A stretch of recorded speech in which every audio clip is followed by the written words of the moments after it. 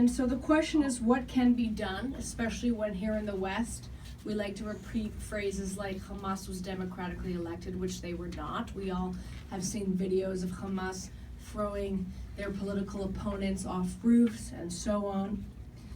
We hear also the phrases that Hamas, a designated terrorist group, is a legitimate representative of Palestinian Arabs living in Gaza, which I think is a most bigoted and racist statement to insinuate that Muslims deserve to be represented by a terrorist group. That, in my opinion, is Islamophobic.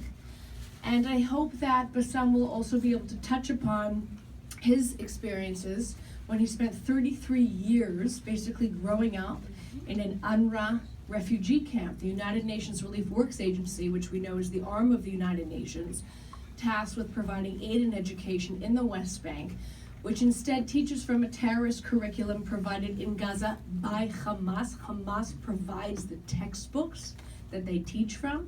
In Gaza, we also know, because of the work, not just of the Lawfare project, but also the Center for Near East Policy Research, which I know Bassem is now also currently serving as chairman, I believe, and does a lot of investigative work with them, exposed how Al-Qutla al-Islamiyya, which is the youth wing of the Hamas movement, recruits directly from Hamas schools, is invited into the schools to recruit innocent Arab children from UNRWA schools, and US taxpayer dollars. We are the #1 donor to UNRWA, which means that your taxpayer dollars are going towards aiding and abetting the premeditated murder of innocent Palestinian Arab children. So hopefully he'll be able to talk about that, as well as what he sees as his policy prescriptions for Gaza and the potential cooperation between the Palestinian Authority and Egypt to deal with Hamas. Thank you.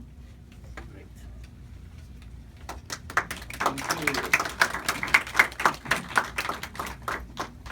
Thank you very much, Brooke. Thanks for the Lawfare project for inviting me and bringing me here. And I am, first of all, a completely non-political person. I never ever been affiliated with any Palestinian political party. I spent around 26 years of my life investigating the human rights violations. Firstly, I started under the Israelis, and after the Oslo Accord, I decided to create a Palestinian organization to deal with the Palestinian Authority violations. You know, to create a human rights organization under the Arab regime, it looks like to commit a suicide. I was arrested, of course, by Arafat in 1996, but I was so lucky in that time that I kept in jail only for 25 hours because the American administration in that time under Bill Clinton has been interfered, and Warren Christopher, the US former secretary, is the one who succeeded to release me. And that's probably gave me a little bit of impunity right now, while I am criticizing so widely, not only in English, not only in Hebrew, but also in Arabic, the attitude and the corruption of the Palestinian Authority. So while we talk about the Israeli-Palestinian conflict, I believe that Gaza today is not only an obstacle to the Israelis. Gaza became also an obstacle to the Egyptians and to the Palestinian Authority. If we will look to the political map right now inside Gaza, we will find that there are 4 different parties are functioning inside the Gaza Strip. 2 parties are very interesting in the destruction of the Gaza Strip, while 2 other parties are still interesting in the reconstruction of the Gaza Strip. Who is interested in the destruction of the Gaza Strip? The Egyptian government is #1. The Palestinian Authority in the West Bank is #2. Palestinian Authority is working jointly with the Egyptian government in terms to cause more and more damage and pressure on the Gaza Strip. Why? The Egyptian government believes that the Hamas is a terrorist organization. The Egyptian government believes that the Hamas is still participating in the internal terror fight which took place around 3 years ago inside Sinai. And the Egyptian government believes that while we will impose more and more pressure on Gaza Strip, this is probably the only way how to get rid from the Hamas. Now, what is the interest of the Palestinian Authority? The interest of the Palestinian Authority is that while Egypt imposing more and more pressure on Gaza, that's probably will pave the way to the Palestinian Authority to go back to Gaza and to recontrol Gaza like they used to do till 2007. I guess that most of you almost heard about the Rafah passage, which is dividing Gaza from Egypt. During the last year, 2015, the Rafah passage has been opened only for 20 days during the whole year. How many Palestinians succeed to cross it from Gaza to Egypt? 20,000 only. If we will move to 2011, how many Palestinians succeed to cross the Rafah passage inside Egypt? 460,000. Around 500,000 people. And that's showing you that while only 20,000 people crossed the Rafah passage during the last year, that's showing you the real pressure that the Egyptians are trying to impose on the Gaza Strip.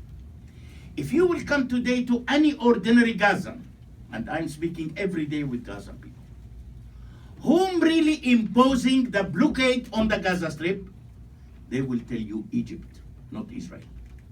Because these people used to survive very well with the Israeli blockade till 2 years ago, since Sisi came to power. So if the situation in Gaza is like that, I didn't see really that there is any nearly solution for the Gaza Strip. I don't ever believe that the Fatah one day will really reconcile with Hamas or will be united with Hamas. We almost 9 years negotiating each other, Hamas and Fatah. We almost signed 5 different agreements for unity and reconciliation. And while we are signing more and more agreements, we are moving more and more backward. Now, if we will go to the West Bank a little bit, I am a person who believes that if Mr. Netanyahu tomorrow morning will meet with President Abbas, probably the first question that Netanyahu is going to ask Abbas, whom you are representing, Mr. President? West Bank, Gaza Strip, or Palestinians diaspora? In my opinion, Abbas only representing his 2 sons and his wife. I think that the majority of the Palestinians almost lost the trust in their own leadership. If you will come today to any ordinary Palestinian in the West Bank and asking him, what are the most 3 priorities that you are seeking? He will say a job to survive, to secure the education system and the health system for my children. Nobody is talking about settlements. Nobody is talking about the wall. Nobody is talking about the foundation of the Palestinian state. Which means, in my opinion, that the majority of the Palestinians are people who are seeking dignity rather than identity. I don't have any problem with my identity. I almost visited around 82 countries around the world. Whenever I went and I said I'm a Palestinian, everybody recognizing me. But if I will say that I came from Abu Dhabi, people will ask a lot of questions. Is it nearby Syria, far away from Turkey? Is it in Asia? Is it in Africa, which is an existing country in the Gulf? And dignity can be approached only via an economic prosperity. And here is my criticism towards the international community. That since the Oslo Agreement until today, hundreds of billions of dollars has been spent on the Oslo Agreement and on the characters of Oslo. But those hundreds of billions of dollars were unable to create one job, neither in the West Bank nor in the Gaza Strip. And the question is, where the money has been done.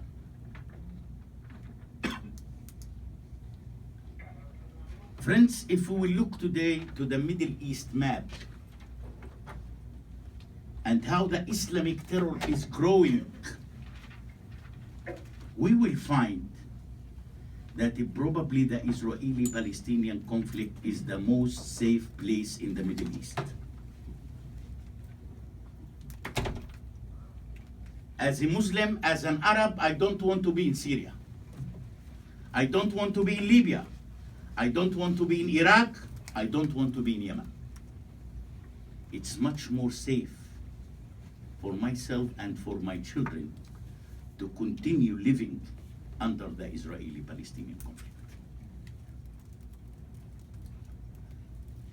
It's reminding me, a few months ago, I read a very interesting article in Arabic written by a Saudi journalist.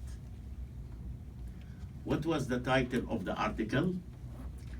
Israel disappeared from the Arab media scene. Very interesting. You know, when somebody gets a heart attack in Syria, we used to blame Israel. When somebody falling from the second floor in Saudi Arabia, we used to blame Israel. So Israel disappeared from the Arab media scene because the Arabs almost realized how Arabs are killing Arabs and how Muslims are killing Muslims. And if Israel disappeared from the media scene, the Arab media scene, in my opinion, looks like that Israel is in a very good shape in the Middle East. Arabs are not exist anymore. Don't believe in the so-called Arab League. I think that the Arab League office today became a rehabilitation center for handicapped people. I didn't see that these people can do anything right now. They are gathering in Egypt and calling the UN to find a solution for the civil war inside Syria. What you are doing. But in the meantime, if we will look for 30 years ago, in my opinion, Israel today became more and more safer in the Middle East. And sometimes I'm saying that probably the nuclear weapon deal between Iran and the US, it's a very bad one. But maybe one positive thing almost came from that deal. What is the positive thing?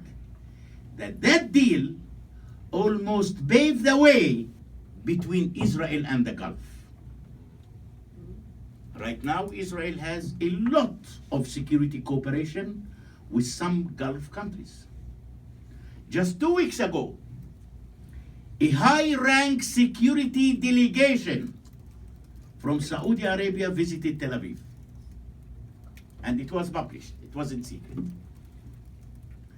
I believe that the Saudi delegation never ever mentioned to the Israelis the Israeli-Palestinian conflict. I think that these people came to find out an accurate plans, security plans for the future, how Israel can defend the Gulf. Because the Saudis and the other countries in the Gulf right now almost lost the trust in the American administration. Not only Israel, by the way. I think that everybody around the world almost lost the trust in the American administration. And this is why we are not clear today who is going to be the coming president of the US. We are not clear. We are not clear.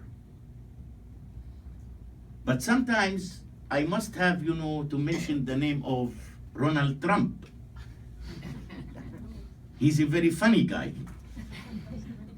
And I remember last March, during the APEC conference in Washington, D.C., he said a very fantastic statement. He said, I am the one who can solve the Israeli-Palestinian conflict. As a businessman, not as a politician. I think that we need a businessman to solve it. All the time I used to say that the Israeli-Palestinian conflict is a business conflict rather than it is a political one. It's business. Look today to the Palestinian workers in the West Bank. When I am visiting refugee camps, villages, cities in the West Bank, people coming to me by saying, Bassem, when Israel is going to annex us? I said, what? Abbas is fighting at the UN to bring you a country. They said, leave the country for Abbas. So it is also another kind of prosperity. Because these workers today can earn a monthly salary in Israel 5 times than they can do it under the Palestinian Authority. And this is why everybody today in the West Bank would love to issue an Israeli working permit and to go to work to Tel Aviv. Because by earning monthly $1,500, I believe that it is much better than $400 only. And this is the big fight right now that we are fighting for. How to increase the number of the working permits to the Palestinian workers. I think that the Israeli probably very aware on the economic prosperity of the Palestinians. I remember 2 months ago, when the Israeli former Minister of Defense, Moshe Bogi Ya'alon, in one of the meetings of the cabinet, he said that he is going to issue a new 30,000 working permits to the Palestinians. And when Netanyahu asked him, what you are doing? These people are shooting us, stabbing us. Then Moshe Bogi Ya'alon said to Netanyahu, if we, the Israeli government, will increase the Palestinian economy, probably that will decrease the Palestinian violence. I think that he's a very wise person. I believe that increasing the economy will decrease the violence. And I think that the situation right now looks like much more quiet, much more calm than it used to be 3 or 4 or 5 months ago. Because people are really much more busy in their own prosperity. So while we, the Palestinians, calling for economic prosperity, is such horrible organization like the BDS calling to boycott Israel. How I can boycott Israel? How I can survive if I will boycott Israel? Who is going to find jobs for over than 100,000 Palestinian workers. This is also one of the major problems, that you have so many organizations outside the conflict trying to manage the conflict, including the UN, of course. Including the UN. This is the major problem of the Israeli-Palestinian conflict. I don't believe that the Israeli-Palestinian conflict is still in the hands of the Palestinians and the Israelis. If it was in the hands of the Palestinians and the Israelis, that will be much more easier to solve it. So many terrorists involved. So many corrupt people are involved in the Israeli-Palestinian conflict in turn to manage it. And I think that there is no one Arab leader today who is interested to solve the Israeli-Palestinian conflict. Because while the Arab leaders trying all the time to keep the Palestinian-Israeli conflict, this is the only way how these leaders can continue corrupting their own people. Because each corrupt Arab leader today corrupting his people under the umbrella of liberating the Palestinians from the Israeli occupation. And everybody is clapping for it. This is one of the tragedies of the Palestinian people, in my opinion. Now, if you will ask me, who is the alternative to Abbas? I will tell you Abbas. And this is also another problem of a lack of a leadership among the Palestinians. We don't have a leadership. Sorry, we don't have. We have a prominent guy, prominent Fatah guy, called Muhammad Dahlan, who has been kicked out from the West Bank 3-4 years ago by Abbas. And he is living and running his business right now in Dubai, in the United Arab Emirates. Sometimes I am telling the Palestinians that Dahlan probably will be a good leader, a good coming leader for the Palestinians, as a young guy. Then people said, listen, but Dahlan also corrupt. I said, you are right, but I prefer a young corrupt than an old corrupt. Because everybody is corrupt. At least I need somebody with a young brain that he can think, at least for the coming 5 years. Journalists today, when they are interviewing Mahmoud Abbas, he's talking about the 40s, the 30s, the 50s, and the 60s. He has no idea that we reached 2016. This is one of the problems. Now, I hope that I didn't provoke any of you,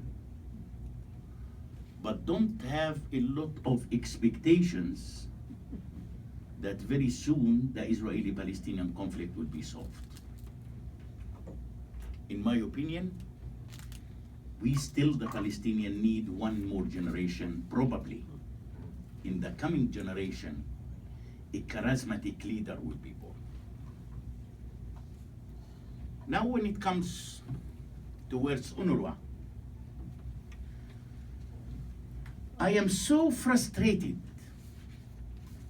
from those donors who are donating $1.6 billion a year to UNRWA.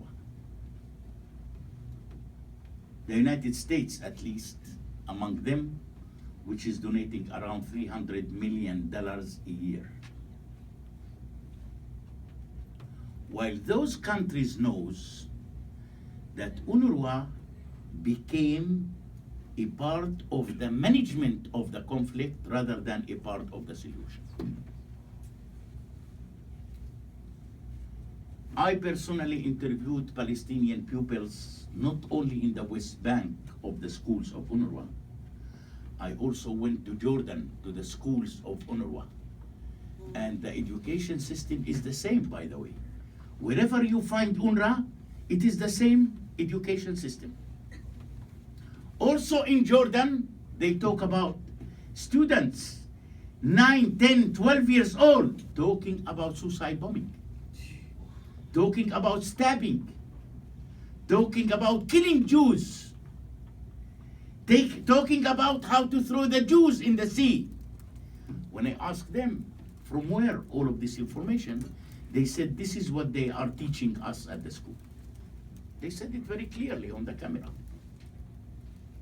I interviewed teachers in Jordan. And they said, are you really teaching them about suicide bombing? They said, of course, of course. How these people can liberate themselves from the Israeli occupation? Only by suicide bombing. Teachers.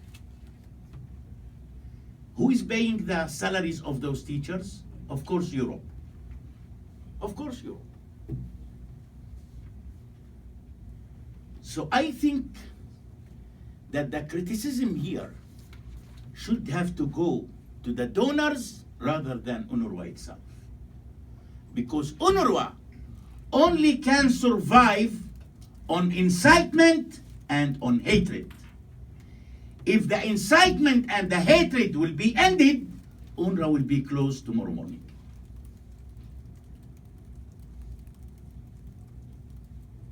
So I think that it is probably the most important moment right now. The whole election campaign in the United States, while you are meeting your representatives, this is very important issue to raise it right now. Very important issue. 6 months ago, I met with staff members of the American Embassy in Tel Aviv. And I took with me some books which is translated to English. And I showed them what is really going on in the UNRWA system school. I received a letter from the Ministry of Foreign Affairs in the United States. And they said that the UNRWA curriculum is still on the standard of the peace education, which is the US. This is your government, your administration. So this should have to be, in my opinion, the coming American fight against their own administration. I'm not recommending to make any intifada here, but I think that we still need a little bit of charisma here to face such kind of administration, which is unfortunately indirectly supporting terror. So when I am reading the UNRWA curriculum in the schools, I became more and more scared about my future, about my children's future. And sometimes I said, listen, I am talking about the coming generation who is going to solve the Israeli-Palestinian conflict. But with such horrible curriculum, the coming generation is going to be much more tougher than the current one. But unfortunately, I didn't see among the Palestinians right now anybody, neither the government nor the political functions, who are trying to improve the Palestinian educational system. Abbas is not care. While the international community at the end of the month already prepared $100 million to pay salaries and rental of offices, why Abbas should have to be worried about the curriculum? Abbas has no idea what is the curriculum is talking about. If you will go and ask Abbas today, he will tell you we are teaching only peace. because he never ever read the books of the curriculum. I think that we need a leadership. Without having a serious charismatic leadership, I don't see any kind of solution in the coming future. I will stop probably right now and giving you the opportunity to ask questions and to make things a little bit clear. Thank you very much.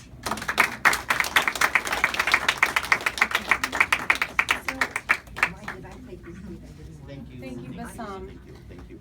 Before we open it up, I wanted to know, as a Palestinian Arab, how do you respond to those who bring up the fact that Palestinian nationality was something that was invented by Arafat in the 70s with the stated goal of claiming parity with the Jews to defeat the Jewish state? So as someone who identifies as a Palestinian, do you see that as your nationality? Do you see that as your ethnicity? Are you offended when people state those facts? How do you reply to something like that? Thank you, bro. I think that the one who called me Palestinian, by the way, is Israel.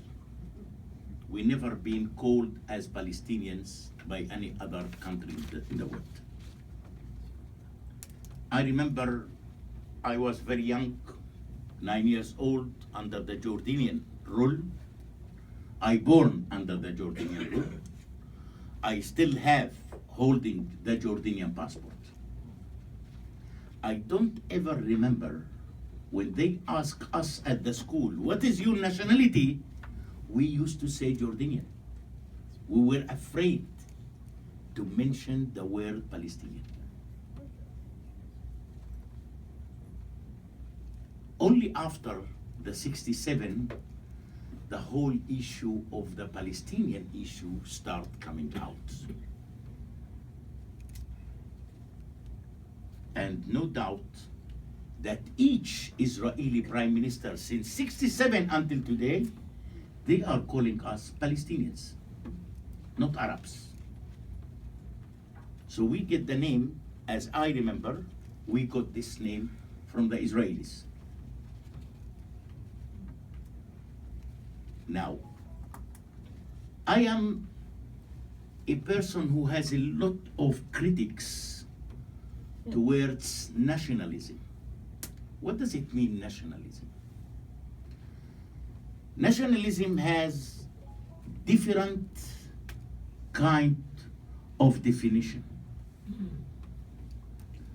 Unfortunately, the majority of the Palestinian believes that nationalism means to fight the occupation, not to make peace with the occupation. I have a different definition here.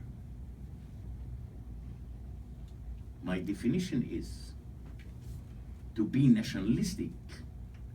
First of all, you must have to guarantee the future of your own people, which is unfortunately no one Palestinian leader took into his consideration to secure the future of the Palestinian people. Look to the Hamas as an example during the war, the summer war 2014. How they used their own people as a human shield. I remember in August 2014, I published a big article on the Ynet about Gaza and what is going on in Gaza in the middle of the war. And I said it very clearly that any country around the world is using its rockets and missiles to protect its own people. But the Hamas did exactly the opposite. They used their own people to protect their rockets and their missiles. I said it very clearly, very clearly. Is that considered as nationalism? What I am afraid is that we start mixing today between nationalism and jihadism. That's horrible. That's horrible. And unfortunately, this is what most of the radical political movement right now trying to mix between nationalism and jihadism. Now, towards the Israelis, I don't know what the Israelis are thinking about the Palestinians. From where we came, as I know personally, I tried to search the roots of my family, and I found that I came from Saudi Arabia, by the way. I came from Saudi Arabia.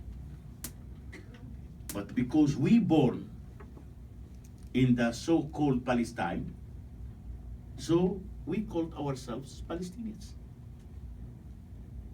But I think that the name of the Palestinians became more and more clear after the 67 war by the Israelis. Now, what Arafat said, what Arafat meaning here, I think that Arafat is one of the most disaster leaders in the world. I think that Arafat created the second intifada, which is totally destroyed us, and he passed away. And right now we stuck nowhere in the mud. This is what's happening. I don't think that the Palestinians even talking about Arafat anymore. Look to the big scandal that the Palestinian did after his death, that he was poisoned by the Israelis. Big stories, years talking about Arafat. Now no one in the world believes that Arafat has been poisoned by the Israelis. No one. Including the autopsy that they made for him. So, nationalism, I have no idea. I am not considering myself, by the way, as a nationalistic person, because I don't know exactly what is the definition of nationalism here. But what I am trying to do is how to bring more and more prosperity to my own people. So probably some people will consider it as a kind of nationalism, or maybe some people will say he is an Israeli traitor. So never mind what people are thinking. The most important thing that I am a person who believes in what I am doing right now. Okay, let's open it up. We'll go around. Hi, Susie Rosenbluth from the Jewish Voice and Opinion. I think when those of us who have researched a little bit into the conflict, remember that many of us who have researched the conflict remember, I'm mentioning because you talk about economic prosperity, have said that from the beginning, I remember in the 30s there were articles that were written that said there was no reason for the Jews and the Arabs living in the area to be in conflict because there was no economic division between them, and theoretically they should be at peace, believing that economics lay at the root of all conflicts. I think if the late 20th and early 21st century has taught us anything, it's that religion, as you say, jihadism and nationalism, trumps economic prosperity. We saw Trump economic prosperity when Shimon Peres talked about Benelux. So my question is, how are you going to try to, how do you try to influence people to see economic prosperity as nationalism rather than the religious jihadism, which seems to be what most people take now as nationalism? I think that it comes by itself. If these people will feel the prosperity of the economy, probably that will change a lot of thinking in these people's minds. I think that the Israelis and the Palestinians right now, today, became really experts on the issue of economy and business. I know about a lot of Israelis who are running businesses jointly with Palestinians in the West Bank. I am personally, according to the Israeli military orders, Israelis are not allowed to enter to the West Bank. And every week, I am driving Jewish people to Nablus and to Jenin to meet with Palestinians. Now, this is not enough, because unfortunately, the Palestinian Authority is still not supporting such kind of a joint businesses between Palestinians and the Israelis. I think that the Israeli government is still supporting it. Now, I am trying much more to influence the international community here, who are spending, as I said, hundreds of billions of dollars on nothing. That the international community should have to start building the platform and the basics of the coming future of the economy for the Palestinians and the Israelis. I don't think if Japan tomorrow will come and say, listen, we are planning to build a joint economic source in the West Bank between the Israelis, the Palestinians, and the Jordanians. I don't believe that the Israelis will reject it. I don't believe. So that's exactly what we are seeking. But the Palestinians Will the will reject it. Palestinians? I believe not. I believe not. How about the workers that you say are dying for those monthly passes? Would they support it? I think that if the salary will be at least similar to the Israeli salary, of course they will support it. Can that Okay, let's convince the open it government? up. We're gonna take Is that- three Can questions that at a convince the time. government, Yeah, of course. the Palestinian government? Of course. Okay, we'll take three questions at a time. Yes. So we can speed it up. Judy? Okay, could you comment on why the BDS has been so incredibly successful on the American campus? And I know you've spoken on some Because campuses, and whom do you? Because the American campuses are in a big problem, big trouble. I know, and whom do you hang out with when you're home? I mean, where are the results of Seeds of Peace? Where are the results of all the programs that, well-meaning people have tried? And do you see a future one-state solution? What is your? Okay, so now you have 4 questions together. Yeah. Let me, please, Brooke, let me just Okay. give, I don't want to forget. Okay, now, I think that I am personally, sometimes, by the way, feeling the Israeli-Palestinian conflict in the campuses of the US rather than in Jerusalem or in Ramallah. And I'm asking myself, why? Why that? What you are fighting for? I am asking in the campuses what you are fighting for. You have no idea what's really going on there. Now, this is a big problem in the campuses of the US. This is a big problem of the students who are ready to drink, let's say, the lies of the BDS. Looks like that these people has nothing to do in their life except to listen to the BDS, to hate Israel, to fight for the Palestinians in Boston. Listen, how many Palestinian knows about the fighters of Boston? No one.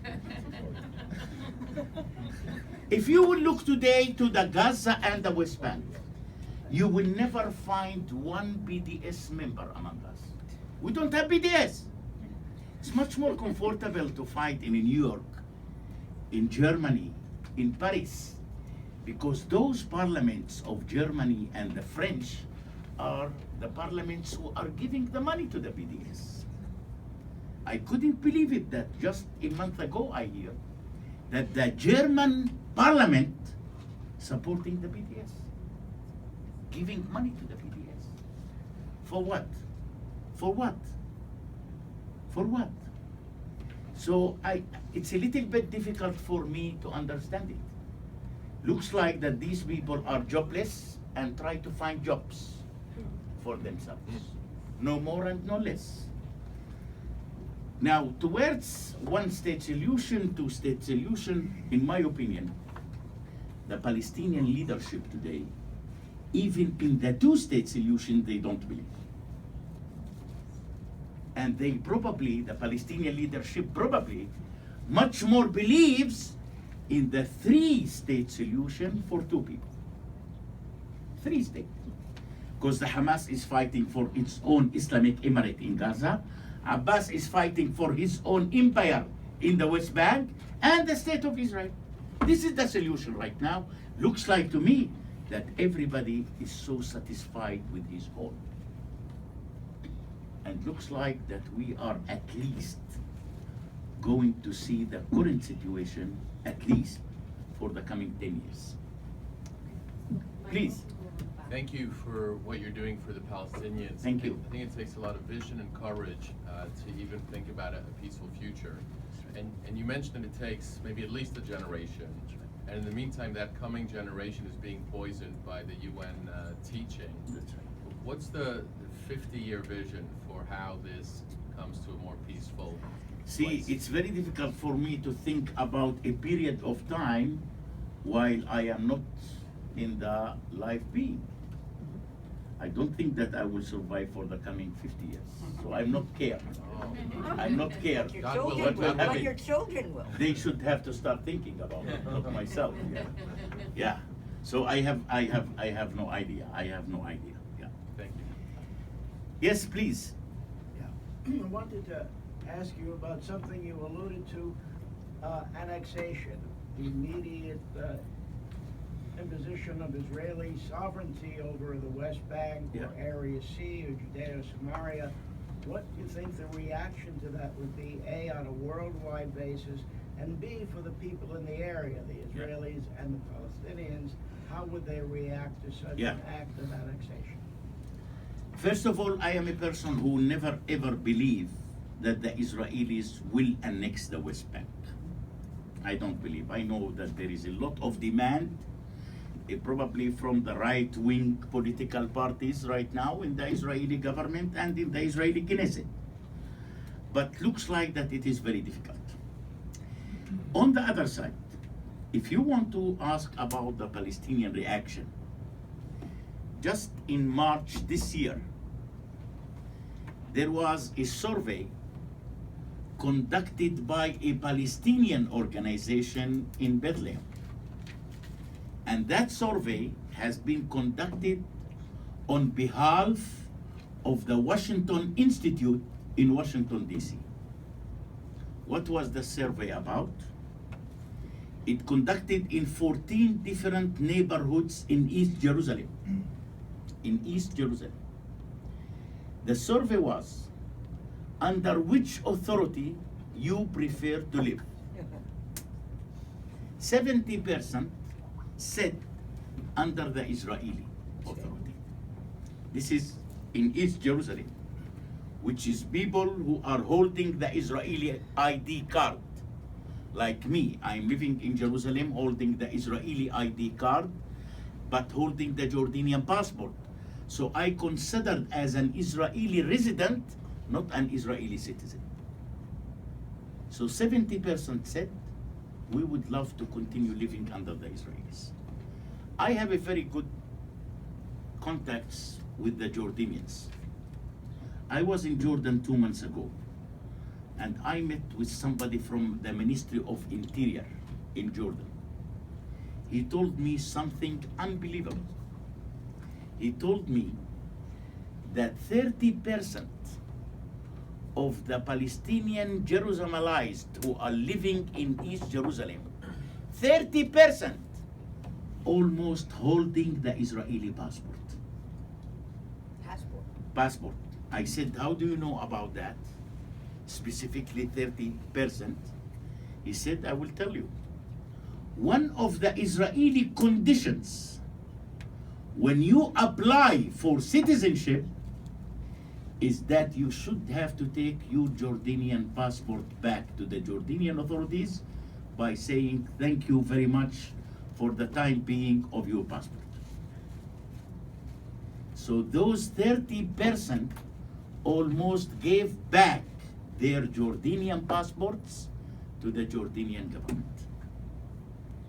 So if 30% we are talking about, this is a huge number, by the way, a huge number. I believe probably in the coming 5 or 7 years, probably this number will increase to 50%. Then the Palestinian Authority will never ever be able to open the file of East Jerusalem as its own capital. And I think that there is an Israeli interest right now to give more and more citizenship to the Palestinians who are living in East Jerusalem. And the Palestinian Authority has no idea what's really going on in East Jerusalem. They still consider it as the capital of Palestine. While no one Palestinian want to live under the capital of Palestine. This is the problem. So towards the West Bank, I don't believe that the Israelis will ever think about annexing it to Israel. Yeah. Please. Yes, gentlemen, you are. Yes. Thank you. Thank you very much for a refreshing perspective on Palestinian. Thank you. You raised a number of very important points. One point that I want to touch on is the future leadership of the Palestinian people. Recently, there were elections in the universities on the West Bank, and overwhelmingly, representative of Hamas in the student body won these elections. What does that say about the future of the leadership of the Palestinians, since university-age youths are voting for Hamas representatives among themselves? Yeah. First of all, you are right. Yes, in the unions, student unions in the universities, the Hamas won the elections. But I must have to tell you that all the winners of the Hamas students in the universities almost sitting under Abbas jail right now. They all of them arrested by Abbas. Secondly, you know, Abbas 2 months ago announced that he is going to conduct elections for the municipality and the local councils in the West Bank and in Gaza.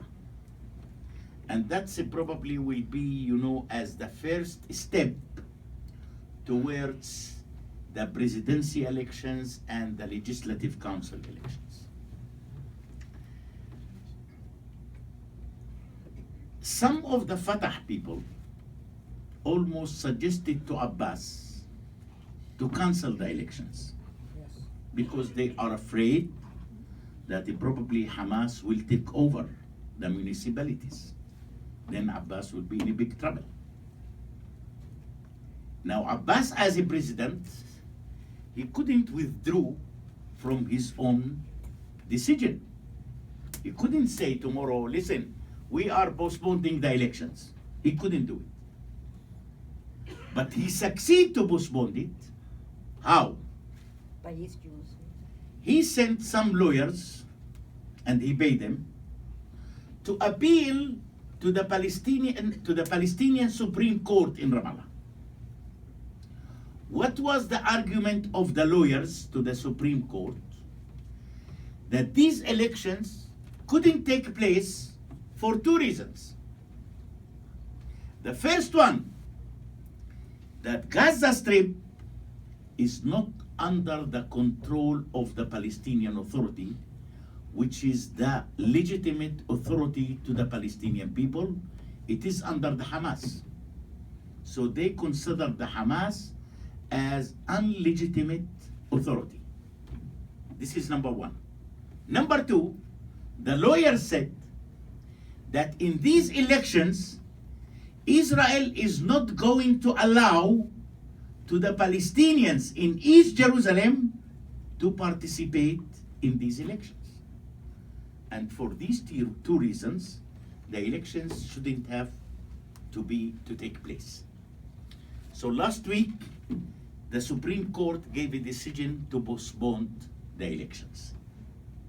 So the elections will be postponed. Now,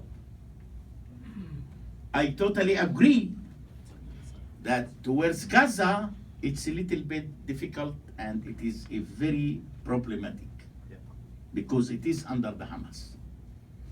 Towards Jerusalem, it's a stupid argument to say that Israel is not going to allow to the Palestinians to go and to vote.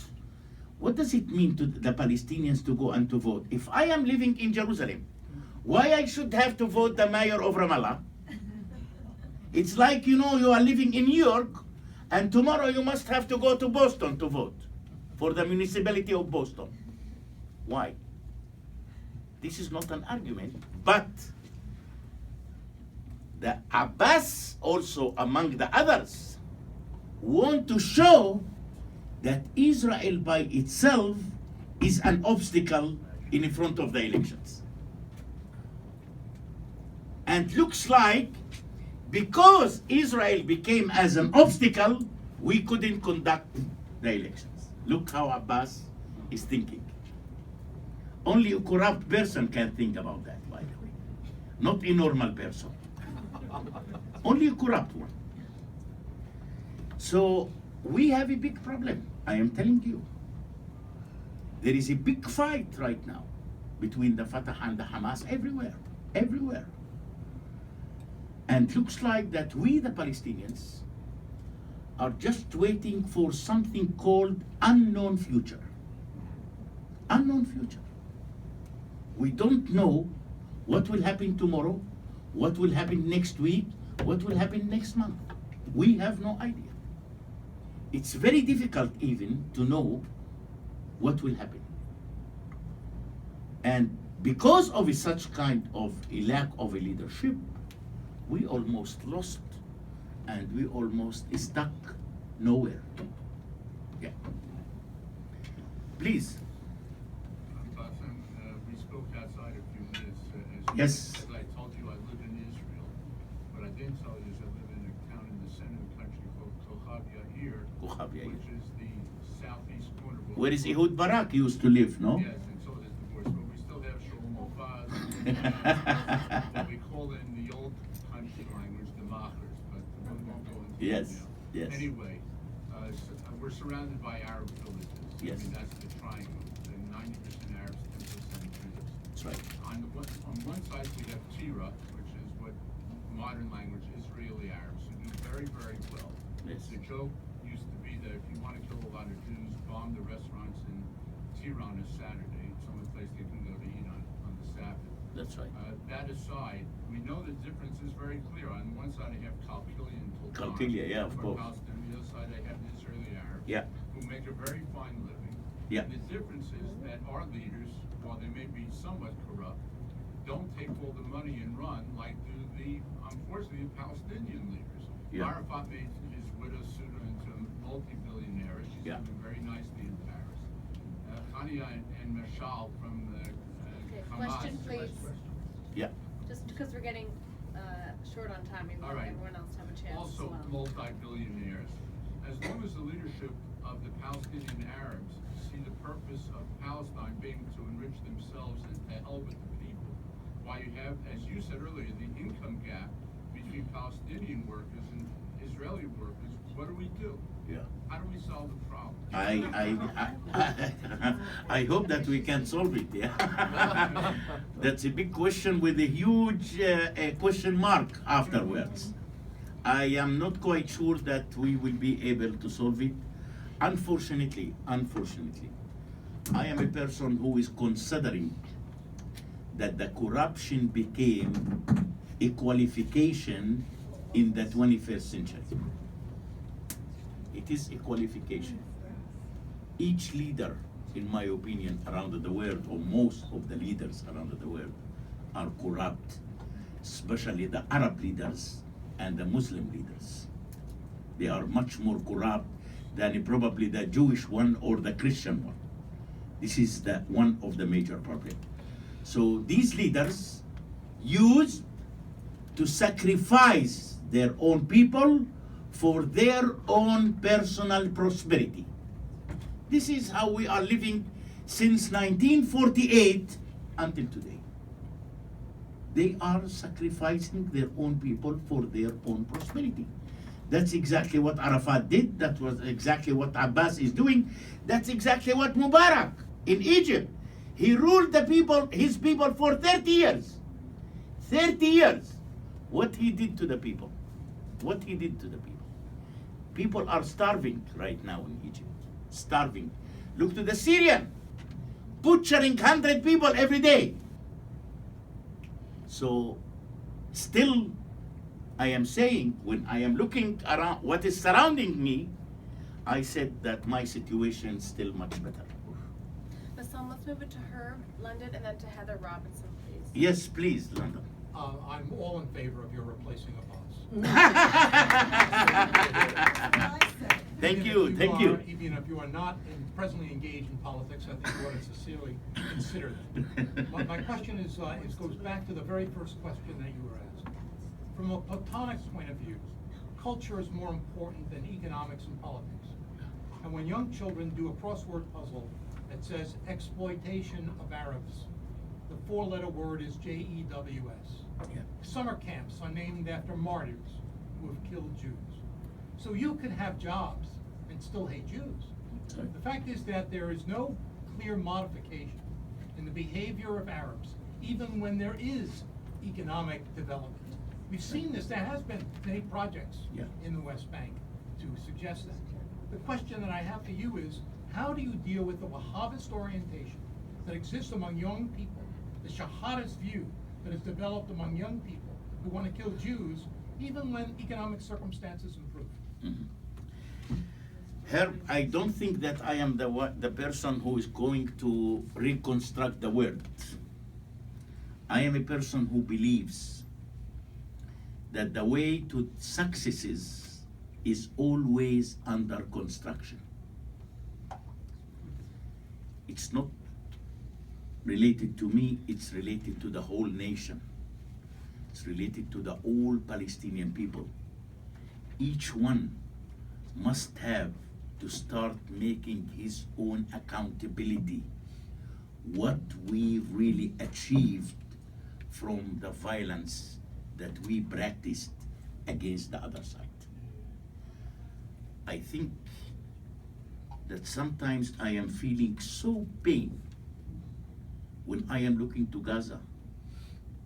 It's unbelievable how people can survive, how people can eat. People sitting without electricity around 16 hours a day. How they can.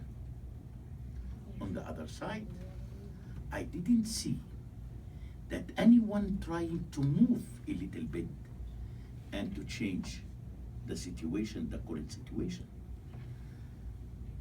I used to ask people from Gaza, why not to make the so-called Gazan Spring against the Hamas? You know what the answer was? If the Iranian Spring succeed, the Gazan Spring will succeed. That's right. I can imagine. I can understand the influence of the dictatorship regime inside the Gaza Strip. Listen, these people are shooting people in the public squares. As Brooke said, their competence has been thrown from the fourth and the fifth floor. These people are godless. I consider them as godless people. They don't believe in God.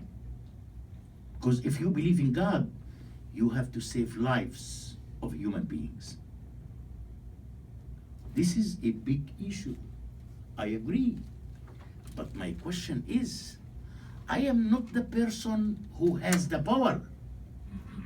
There are much more powerful people than I am who are involved in the situation. What Europe is doing with all of the money that they are donating, not only to Abbas, but also to Hamas. What Turkey trying to do?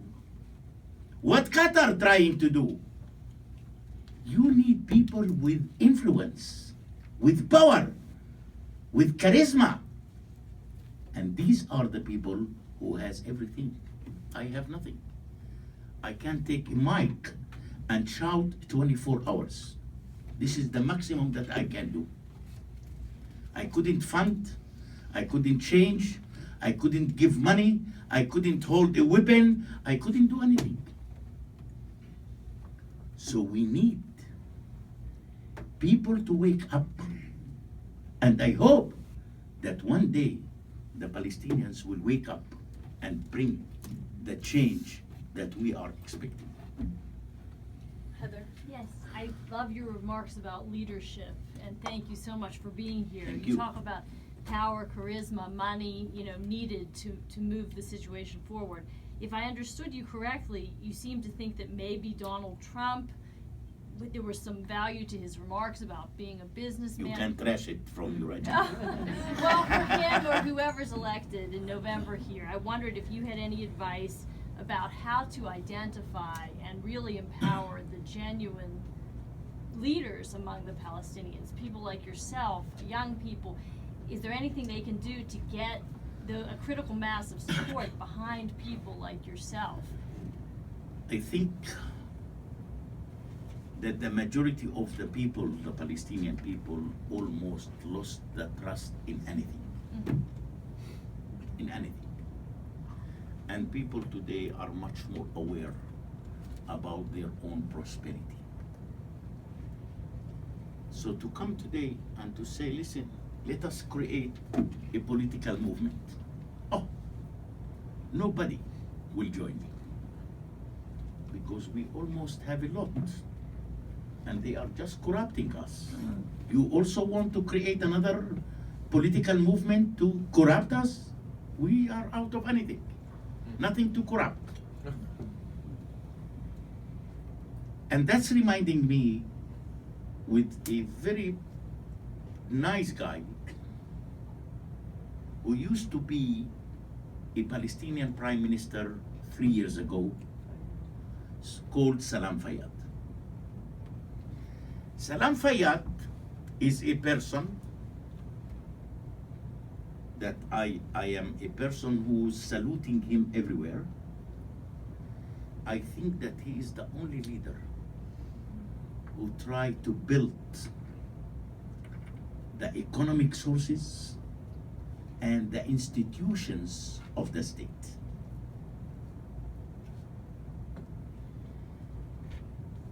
And that's bringing me to another thing, but I will come back to this. This is bringing me to some European parliaments and leaders today.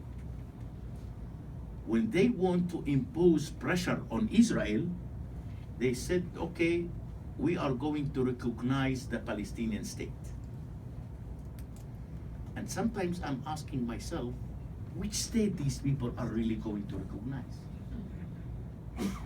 A state which is in a lack of economic sources of state. State which is in a lack of institutions of state. State where is 54% of its populations are living in refugee camps. This is not the state that I am dreaming in. So Salam Fayyad was very aware that state need to be built, not only to be recognized. And he's trying to do the best. But one day, Abbas came to him by saying, excuse me, what you are doing? Who told you that we want a state? Go home. And he forced Salam Fayyad to resign from his position. Now we have Prime Minister who has no idea what he's doing. He is the servant of Abbas rather than a Prime Minister. Now, if you will go to Salam Fayyad tomorrow morning and asking him, Mr. Fayyad, what about to go back to politics, to create a movement? He will never ever accept it. Because he also lost the trust in his own leadership. So it's very early right now to talk about creation of any new political movement among the Palestinians until we will get rid from Abbas. Bassem, we have time for 2 more questions. Can Please. we go to the back, please, I have to a the quick lady one. and to Thane? Thank You you. were talking about prosperity. Can you speak loudly, please? Yeah, sure. Yes. Well, before we were talking about prosperity, right? And let's say someone really doesn't want to throw rocks, okay? They really have this passion to start a business. Is there somewhere that a Palestinian can get, and this might sound dumb, a small business loan to start a business? Because I saw online this store, and I don't remember if it was Ramallah or Gaza, this Nazi store, you know? Yeah. And if someone could start a business like that, let's say some young Palestinian, you know, 20s or 30, has a great idea for a business, how can he start it? Some people start businesses, right? It's a very difficult to start, you know. This is what we call the micro projects, yeah, for economy.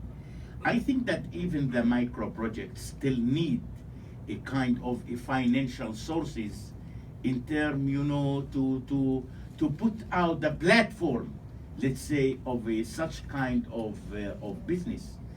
I am not talking, you know, I don't believe that when I am talking about prosperity, I am meaning much more huge things rather than such kind of store of a small factory with 10 employees there. I am talking about areas, a zone, economic zone, which at least should have to have 50 or 60,000 Palestinian workers. This is what I am talking about. But for such kind of micro projects, we have, but this is not enough. This is not enough. So they And, can get some and the from income the of the micro project is Yeah. not really covering the expenses that people are really need. Yes. Thane? Oh, hello. Thank you. Can you hear me? Thank you. Yes. Thank you for participating and speaking to us today. My question is a little more philosophical. Oh.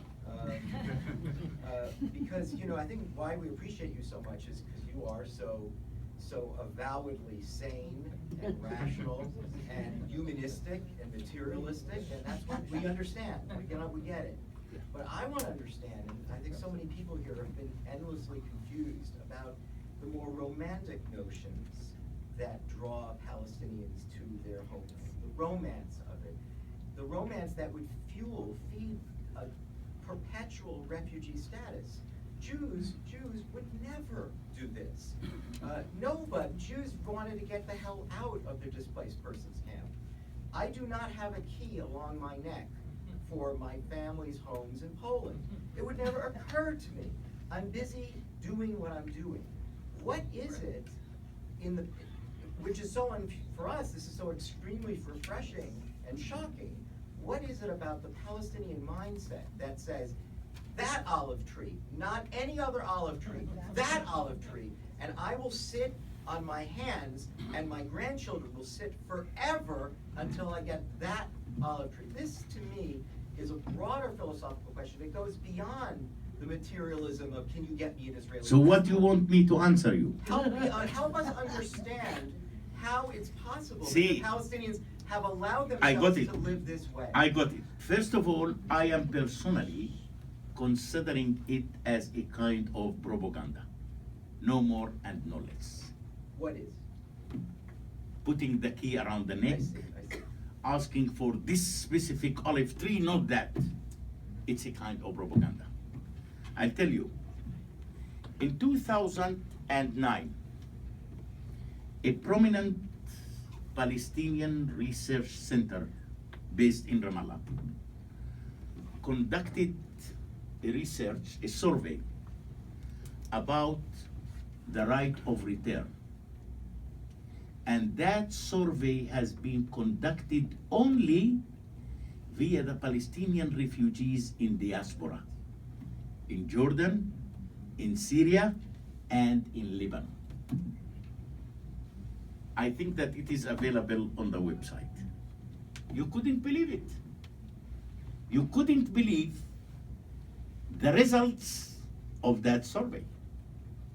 That 70% of the Palestinian refugees diaspora said that the solution is the compensation. It's conducted by Palestinians, not by Jews, by the way. Khalil Shikaki, exactly. 70% said that the solution is compensation. And those 70% who are every year celebrating, the land day and putting, the key and shouting, they are, not myself, they are. So it is a kind of propaganda. Because this is how the Palestinian leadership are using these refugees. We are using them in the negative way, not in the positive way. Abbas wish to see the Palestinian refugees at least in the refugee camps for the coming 50 years. Because this is how we can manage the conflict and we can earn more and more money. So I think that the international community should have to be aware about that. Because in my opinion, before we are talking about the Israeli-Palestinian conflict to solve it, I think that we, the Palestinians, and the international community, not Israel at all, should have to sit together to solve the problem of the refugees. I have uncles in Jordan who went to Jordan in 1948. When I asked them, would you like to come back to Israel? No, listen, we have our houses here, we have our economy here, we have our business here. Why to go to Israel? For a visit, I will go to Israel. But to live, no, I don't want. Come on, my uncles. So it is a kind of propaganda, no more and no less. Those who are shouting with the keys in their hands, go to them, give them $20,000, they will never shout again. Because he is also seeking a kind of prosperity. He wants a normal house. He wants a normal hospital. He wants a normal school. He wants a normal clinic. He is a human being. He deserves it. He deserves it. But why the international community keeping blind eyes on that? In terms to manage the Israeli-Palestinian conflict. Thank you so much. Thank you. Lovely meeting you.